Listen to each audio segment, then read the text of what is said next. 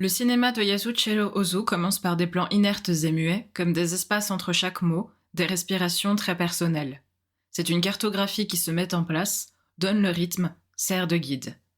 Derrière ce calme et la sûreté, un univers factuel, contemporain, urbain se débat, celui de la solidarité humaine.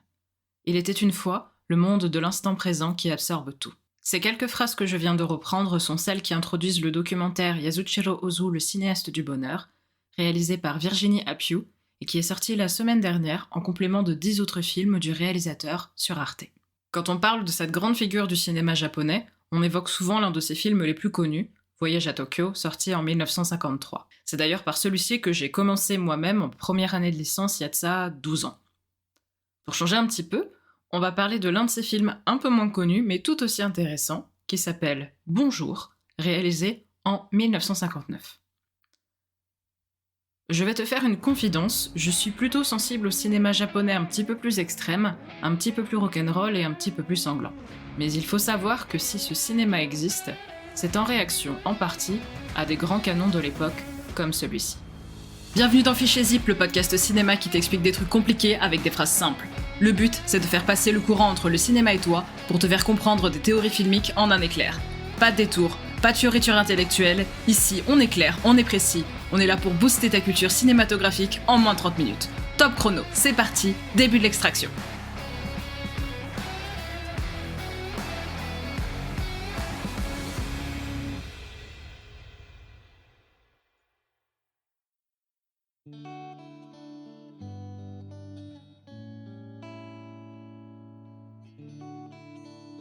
Traiter Ozu, c'est souvent délicat parce que ça implique de faire souvent une analyse super sérieuse, super jolie, super bien tournée, avec des grandes comparaisons avec des cinéastes et tout, des grands discours sur le temps et l'espace, et c'est peut-être d'ailleurs ce que t'attends de moi en tant qu'ancienne prof de cinéma, sauf que c'est pas du tout ce que je vais faire.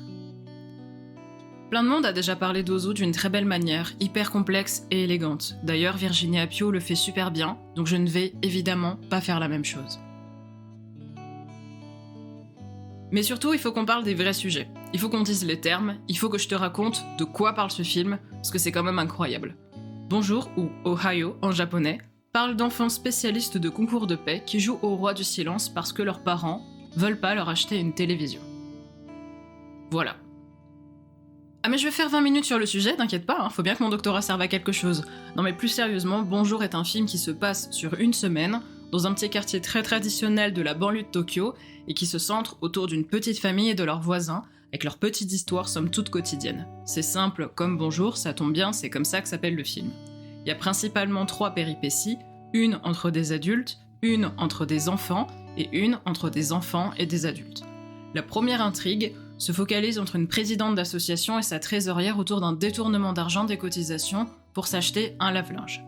La seconde concerne l'instauration d'une hiérarchie sociale entre les enfants du quartier qui jouent à qui est le meilleur pétomane. Un pétomane, c'est un comédien spécialisé dans le fait de lâcher ses meilleurs proutes. C'est extrêmement sérieux. Entre ces deux communautés au but très différent, intervient un élément qui va les toucher toutes les deux, le temps qui passe et la course à la modernité. Ce sujet est matérialisé par un objet, la télévision que les 2 enfants principaux de l'histoire veulent avoir à la maison, après l'avoir regardée chez un couple voisin un petit peu plus moderne, dirons-nous. Seulement, les parents refusent en disant que ça ne sert à rien, et les enfants décident de se révolter. Pour ce faire, ils mettent au point une grève de la parole. Et ce qui est super intéressant pour le coup, c'est qu'ils ne vont pas cesser de parler qu'à leurs parents, ils vont arrêter de parler à tout le monde, sauf entre eux, dans de rares moments d'intimité offerts par le film. Cette petite révolte domestique pourrait impacter de manière déterminante l'ensemble du film. C'est tout à fait le matériau d'un film qui peut être comique comme horrifique. Par exemple, tous les enfants qui n'ont pas de télévision pourraient soudainement décider de faire la grève de la parole et d'orchestrer comme ça une révolte silencieuse, sauf que pas du tout, et c'est beaucoup plus compliqué que ça. Cette décision de Minoru, l'aîné, et Isamu, son frère cadet, va dans un premier temps impacter le noyau nucléaire de leur famille, pour ensuite se répercuter sur l'ensemble des adultes du film d'une manière beaucoup plus pernicieuse. Ce qui fait qu'à la fin du film, quand les parents achètent finalement une télévision, on croit qu'ils ont simplement accédé aux caprices de leurs enfants, alors qu'en fait, cette décision est le résultat d'un impact global qui est celui de leur révolte silencieuse, celui que leur révolte a eu lieu sur la manière dont les adultes ont modifié leur communication entre eux. Par leur petite révolte, par leur grève de la parole, les enfants mettent en péril 3 éléments principaux de la vie quotidienne: la place de chacun et de chacune dans la société, la place de chacun et de chacune dans l'espace, et la place de chacun et de chacune dans une conversation. Quand on parle d'Ozu, on parle beaucoup de ce qu'on appelle le plan tatami, c'est-à-dire cette manière de cadrer ses personnages très près du sol, dans le respect du seiza, l'assise traditionnelle japonaise qui consiste à se mettre à genoux, les fesses déposées sur les talons. Il n'y en a finalement pas tant que ça dans le film, même si bien sûr il y en a quelques-uns qui sont là pour mettre tous les personnages sur le même plan, en général quand tout le monde se réunit autour de la table basse pour dîner. Ce qu'il faut retenir chez Ozu, et particulièrement dans ce film, c'est que chaque chose, chaque personne est à sa place. On remarque que dans Bonjour, les personnages suivent une sorte de chorégraphie. Avant de couper un plan, il y a souvent des petits instants de vide qui permettent d'apprécier la lenteur de l'histoire. Aucun personnage ne prend de la place sur l'autre. Ils suivent un ordre d'apparition précis, de telle sorte quand l'un d'eux surgit dans le plan, un petit espace est déjà délimité dans le champ par un vide, comme si ce dit vide appelait sa présence.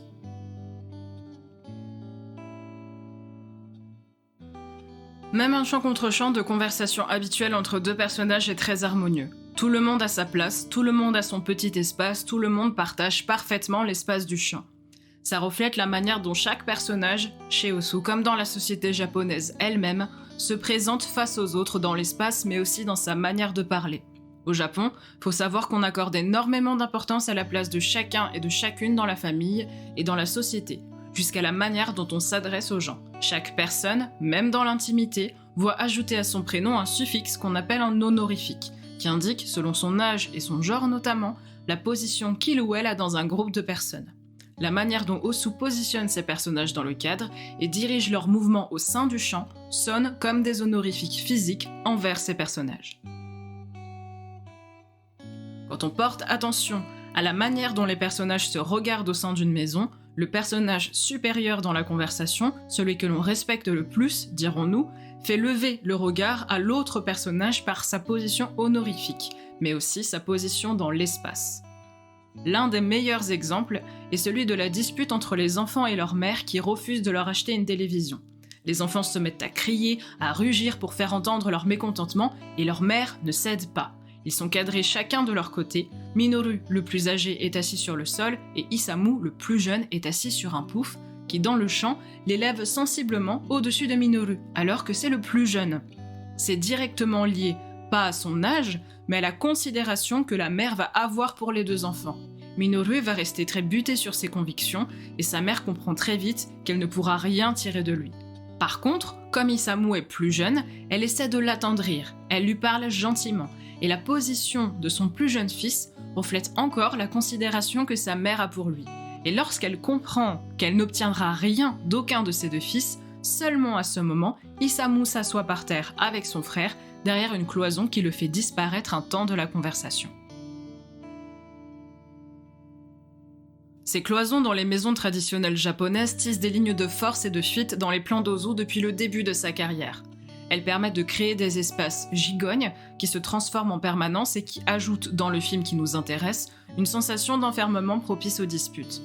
Les maisons dans lesquelles sont tournées la plupart des scènes, cadre et surcadre, à l'intérieur comme à l'extérieur. Ozu travaille beaucoup avec une grande profondeur de champ, c'est-à-dire que depuis l'endroit où nous sommes, on peut voir très loin devant.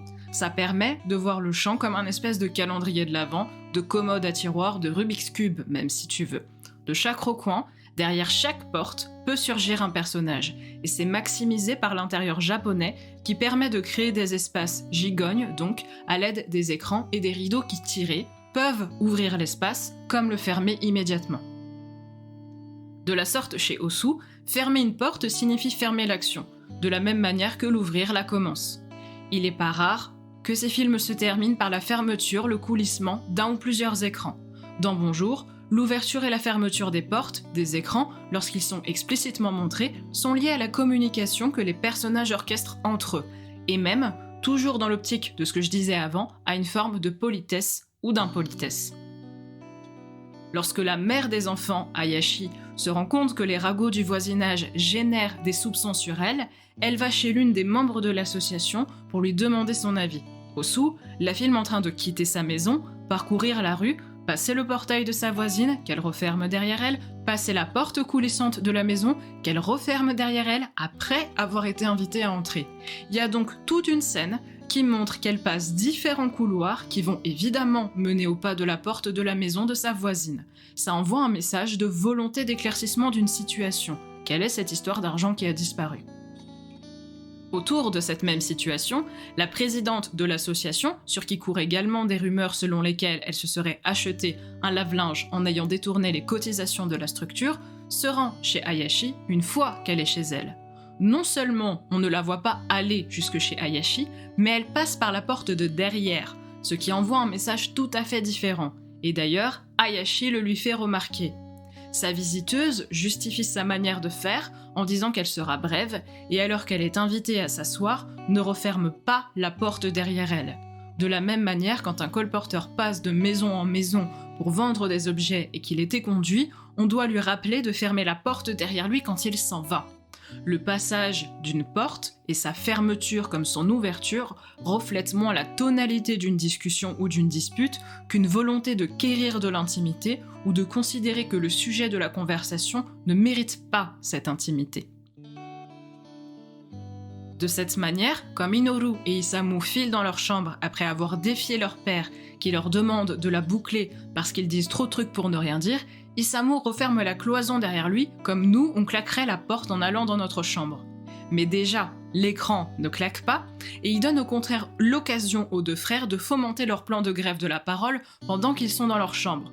Quand la cloison se referme, elle forme comme le mur d'un labyrinthe qui se déplace et qui fait dévier dans le couloir la trajectoire de leur mère qui semblait les suivre.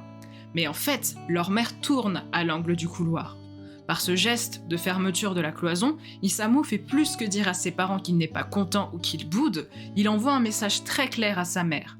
Il lui dit « Ta présence n'est pas souhaitée, tu n'es plus incluse dans nos conversations. Nous ne voulons plus communiquer avec toi, tu ne fais plus partie de notre chemin de pensée. » Les petits instants de vide et de respiration dont parlait Véronica Piu, qui aéraient le récit jusqu'à présent, deviennent soudain un long silence pesant, presque effrayant. La chambre, qui était perceptible par l'œil de la caméra posée au bout du couloir, n'existe plus. Maintenant, à sa place, il y a une cloison, il y a un mur. Nous nous retirons du visible, disent les enfants. Nous nous retirons du plan de l'oralité que l'on partageait autrefois avec vous. C'est aussi simple que ça. La simplicité du titre du film, Bonjour, Ohio, comme on dit chez nous, simple comme bonjour, dépeint un sujet beaucoup plus compliqué que ça dans cette petite société où les formules d'accueil et de politesse sont les clés d'entrée d'une conversation et par là de toute la communication humaine. Les enfants veulent lutter contre les adultes qui parlent pour ne rien dire, et c'est une prise de position très forte et qui se matérialise ici. Et Osu montre à quel point elle est à contre-courant. Quand deux personnages ne sont pas forcément d'accord sur une situation, Osu rythme la scène par un chant contre chant, c'est-à-dire qu'il va montrer la personne A puis la personne B qui lui répond. De la sorte, quand deux personnes sont comprises dans le même chant, c'est soit qu'elles sont du même avis, soit qu'elles font partie du même noyau, comme les membres d'une famille ou les élèves dans la salle de classe à plusieurs reprises dans le film. Quand les deux enfants se disputent avec leurs parents, on observe d'un côté dans un plan moyen, donc un plan où on voit toute la pièce, toute la famille avec l'aîné dos à nous, et d'un autre côté l'aîné pris seul dans un plan qui n'appartient qu'à lui. L'aîné affirme son espace physique et de communication, mais surtout il affirme sa pensée à contre-courant de celle du reste de la famille. Et cet aîné, quand son père lui dit de se taire, promet justement de ne plus parler pendant plusieurs jours avant d'être suivi par son frère. J'ai lu beaucoup de textes sur Bonjour avant d'écrire cet épisode qui considèrent que ce film est le plus good mood et drôle d'Ozu.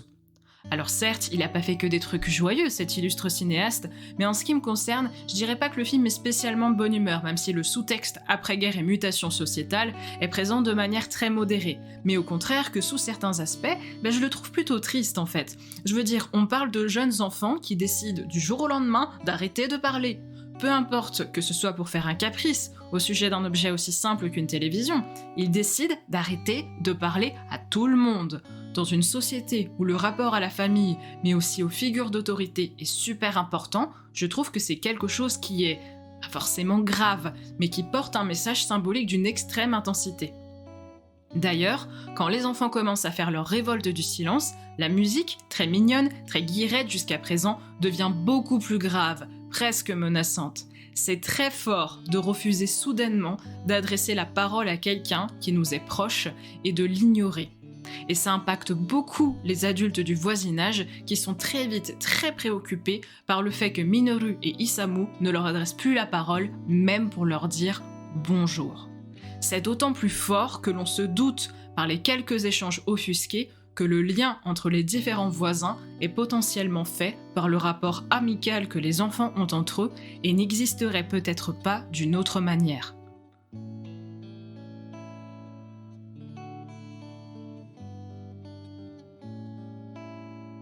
De la sorte, on prend d'autant plus conscience du fait que les enfants mettent en place différents modes de communication, tous plus inventifs les uns que les autres.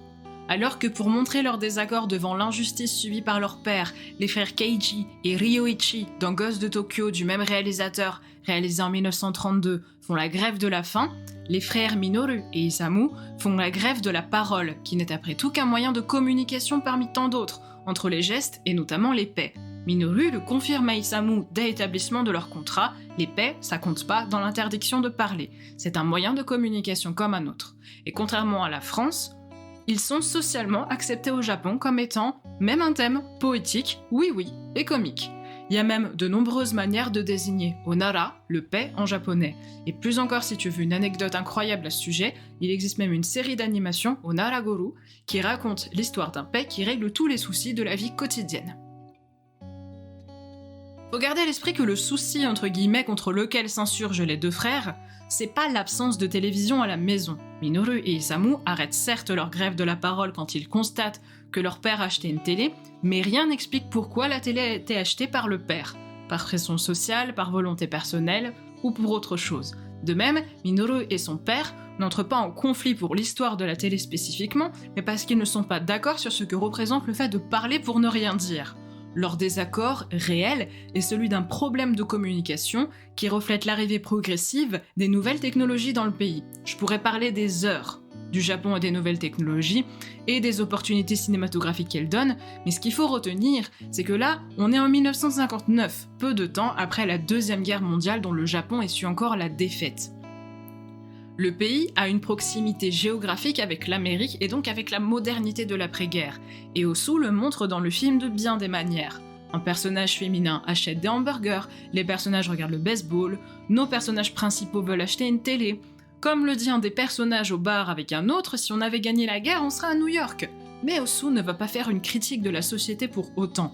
Il va donner simplement à voir comment les moyens de communication se diversifient et comment dans toutes les générations du monde, c'est fatalement les jeunes qui y sont le plus sensibles et qui veulent aller vers l'avenir. Ils le font par le biais de la télévision dans Bonjour, mais aussi par d'autres moyens qui ne sont pas forcément technologiques, ce qui montre leur inventivité. Comme les enfants adorent les petits trains, Osu adore les trains également, c'est son moyen de transport privilégié. Pourtant, dans Bonjour, les personnages passent beaucoup de temps à pied.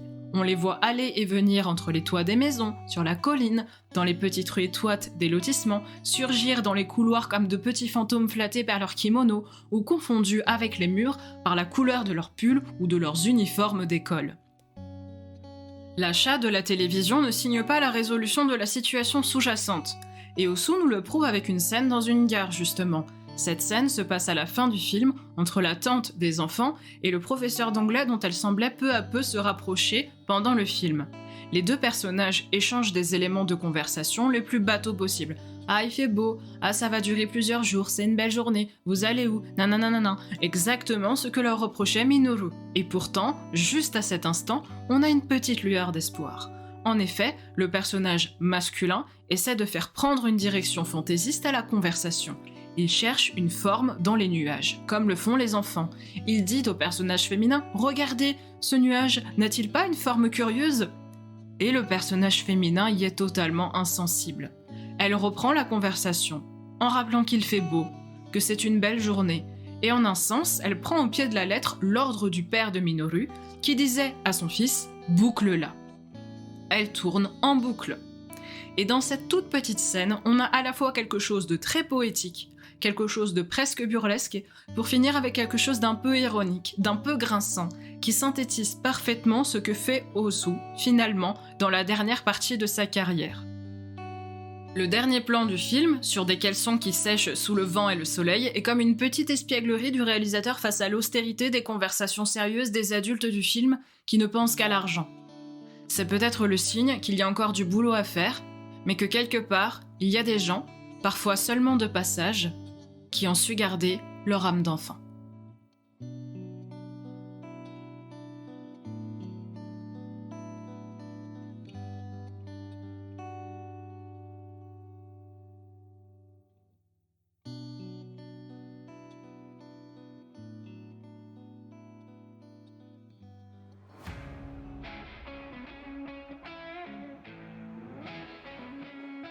Et c'est la fin de cet épisode de La Douceur. J'espère qu'il t'aura plu et qu'il t'aura donné envie de découvrir un peu plus ce réalisateur. Ce film et 9 autres sont disponibles sur Arte, en entier, gratuitement et sous-titrés en français jusqu'au 29 avril 2024, ce qui te laisse un peu de temps pour les savourer. Si cette émission t'a plu, n'hésite pas à t'abonner et à la partager autour de toi. Merci de ton écoute et à la prochaine pour une nouvelle théorie passionnante à décompresser.